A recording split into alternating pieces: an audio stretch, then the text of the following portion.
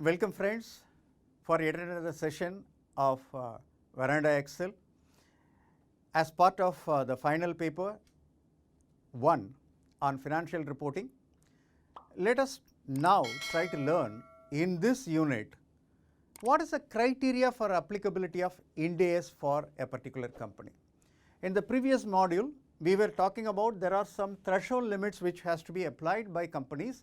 Then only for them it is required to comply with the IND AS standards. Otherwise, they will be complying with the company's accounting standard rules 2006 as amended from time to time. That's what we have discussed. Now, what we are going to see is that what is that criteria which a company is expected to meet, so that we have to make the company to understand. In this module, what we are trying to learn is what is the criteria for applicability of IND AS for various companies, and in respect of that application of the threshold limits, is there anything which we have to consider as a Q&A session, that is like a frequently asked questions on the IND AS applicability, and what is the format of the financial statement applicable to IND AS companies. So, let us try to understand this in this module. That is what our objective of this particular unit.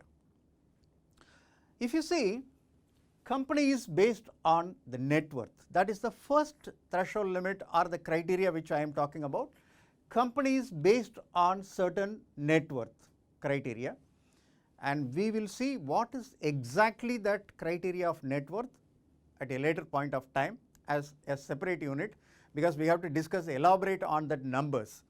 The second is basically certain companies who have been listed based on the listing criteria, whether they have to comply with IND AS, we will see. And the third is sometimes the company is not listed, but they are planning to go for listing over a period of time, and we call them as a proposed listed company, and those companies should also follow IND AS. For these three categories of companies, that is companies who have crossed certain net worth limit, companies who are listed, or companies who are proposing to list their shares in the stock exchanges, they have to follow what we are calling as IFRS converged Indian accounting standards, or as we have earlier seen in short form IND AS. What happens is that this is an interesting aspect. For individual level, we look for net worth criteria, listing criteria, or proposed listing criteria. Whereas, if the company has a holding company, or it has a subsidiary company, or it has an associate company, or it has a joint venture company, those companies should also follow IND AS in the same period where the company is, the original company is following. Let me just make it in a simple terms for you to understand. For example, we are talking about A Limited. Let us assume that it has a net worth of 520 crore, and this company is also listed. So, we will consider this. A Limited is having a net worth of 520 crore and it is also listed. What we are saying, the first level of companies certain threshold limit on the net worth. We assume that this 520 crore crosses the threshold limit. So, it has to follow IND AS. I need not even apply the second and third criteria.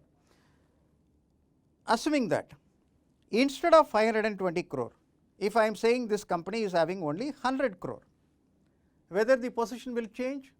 Yes, it is possible to change, because the threshold limit of net worth which we will be discussing in a separate module may not be applicable to this particular company because it is 100 crore.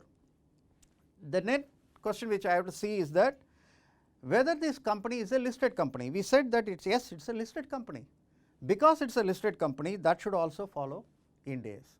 So, even though net worth is less than the threshold limit, just because it is a listed company, it should follow. Let us see another example. B Limited is a company. It is not meeting the net worth criteria not met. It is not a listed company. So, that is also not met. but the directors of the company have felt that the company should go for listing in the next year, for which they have made an announcement. That company is called, what we are saying, proposed listed company. So, if it is a proposed listed company, what happens? This B Limited has not met the threshold limit of net worth, it has not met the listing requirement, but it has met the third criteria of proposed listed. So, B Limited will fall into the category and it should follow Ind AS. It is very simple for us to understand. Now, what happens? Assuming that A Limited has one subsidiary, we call that as sub 1 limited. Sub 1 limited. Let us just take that as a sub 1 limited. This sub 1 limited has a negative net worth. Now, let me take that as a negative net worth. For you to understand it very clearly, negative net worth means the net worth is totally eroded. Share capital plus reserves and surplus is negative. Now, this company which has a negative net worth, whether to follow Ind AS, if I see from the angle of sub 1 limited, it does not meet the net worth criteria, it is an unlisted company. Let us assume that it is a sub 1 private limited, more clear. This is a private limited company, so it is not listed company and it is not a proposed listed company also. From the perspective of sub 1 private limited, it is not falling under any of the threshold limit, but what is the next criteria which says any holding company, any subsidiary company, any associate company or any joint venture company of A Limited should also follow Ind AS irrespective of net worth, irrespective of listing criteria, irrespective of whether it is a proposed listed company. So, in this case, even though sub 1 private limited has a negative net worth which is an unlisted company, just because it is a subsidiary, it is a subsidiary and subsidiary of A Limited should also follow Ind AS. So, what we have, one criteria is based on net worth, second criteria is based on the listing, third criteria is based on the proposed listing. This 1, 2, 3 criteria should be applied from the individual perspective. The general criteria after the first level, maybe I can say the step 1 has been completed. In step 2, you have to simply see whether this particular company is a holding company, subsidiary company, associate company or joint venture company of a company which meets any one of the step 1 cases of 1, 2 or 3 the criteria. In that case, they should also follow irrespective of whether individually they are falling under the criteria. Clear? Okay. Let us move on. Some of the questions which normally comes to your mind, normally comes to me and normally comes to the investors also. When we are talking about Ind AS applicability, whether Ind AS should be applied for the standalone financial statement or it should also be applied for the consolidated financial statement. You know pretty well, standalone means it is only the company's financial statement. Consolidated means along with the financial statement of the subsidiaries, associate, joint venture, etc., that is consolidated. But the answer to this question is that Ind AS is applicable for both consolidated as well as standalone financial statement. So, if a company is falling under the Ind AS threshold limit, it should prepare both standalone and consolidated as per Ind AS. Second is, we know even under IGAAP, we are supposed to give comparatives. What do you mean by comparatives? For example, if 31/3/2020, I prepare financial statement as per Ind AS, that is what we call it as a reporting period, right. So, reporting period financial statement is for 31/3/20.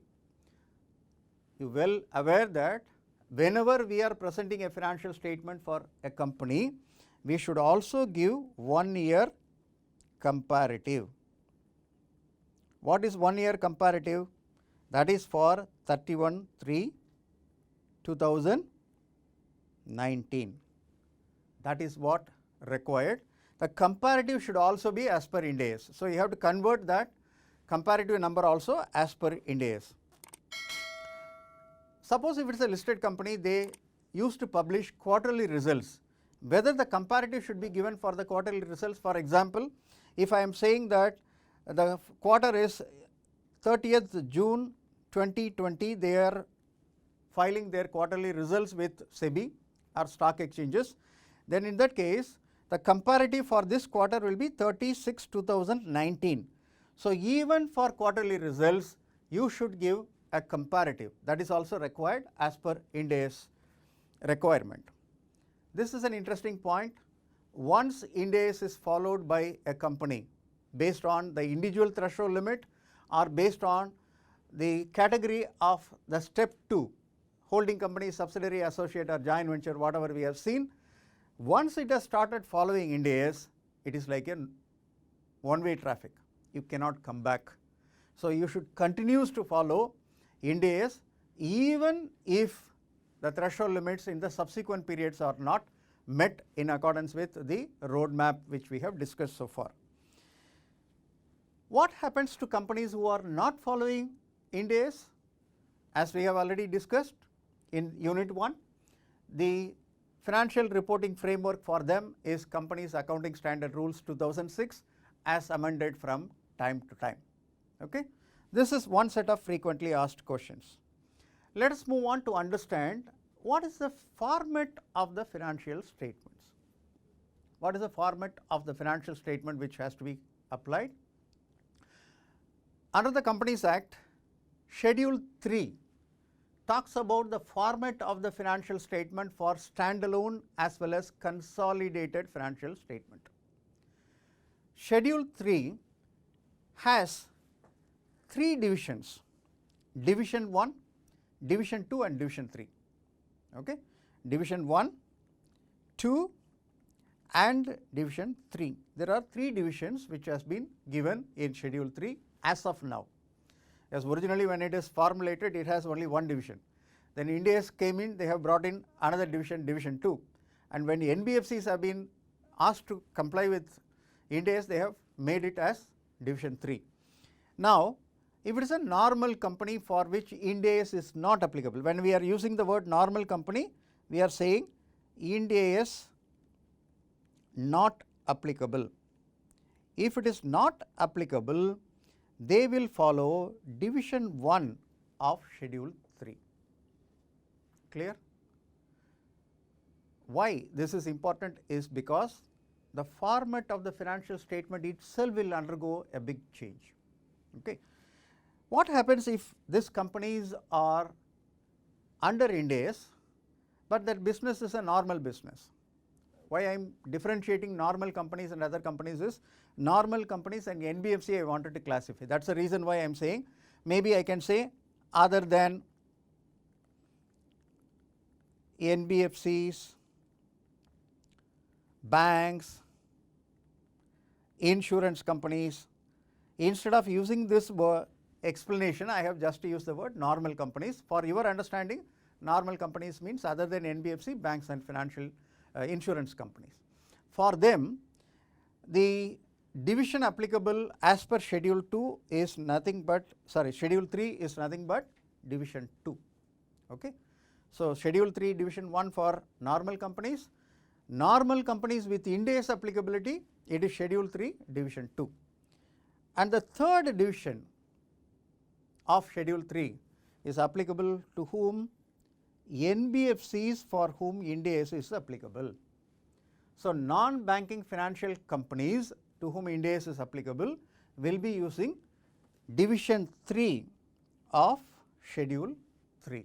So, now you understand, whenever you prepare the financial statement for a company, first in the question paper please understand what the company is. If the company has been mentioned as an NBFC, immediately the format in which you have to report in the answer sheet should be Division 3. You should understand how the structure of Division 3 comes in, and for other companies you have to use Division 2, you should understand Division 2 as well. Okay.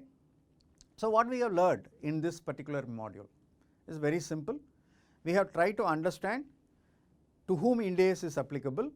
One criteria which we have said is listing, another criteria we have said proposed listing, And the third criteria we have said net worth is the basis.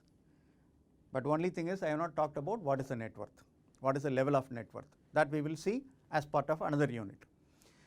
And we have also seen what is the specific questions which comes to our mind and what could be the possible answers for that, that we have learned. And we have also seen that if Ind AS has been once followed, you cannot come back and you have to follow forever. That is what we have seen. And for non-Ind AS companies, they can continue to follow Companies Accounting Standard Rules 2006 as amended from time to time. For example, in 2016 also there was an amendment came in Companies Accounting Standard Rules. So that is what in this particular unit, and thank you for watching this unit. I hope you have enjoyed this, and we will see with another unit on a go forward basis. Thank you.